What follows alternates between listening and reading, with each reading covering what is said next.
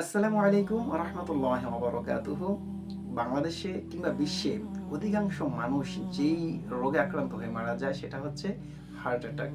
Heart attack, brain stroke এবং paralysed, এই ৩টা রোগই খুবই মারাত্মক এবং এই ৩টা রোগে বিশ্বে অধিকাংশ মানুষ মারা যাচ্ছে। বাংলাদেশে প্যারালাইজড যে রোগটা, এই রোগটা খুবই ভয়ঙ্কর আকারে ধারণ করছে। যাদের ফ্যামিলিতে এই প্যারালাইজড রোগটা হয় তারাই জানে যে প্যারালাইজড কত মারাত্মক একটা ব্যাধি।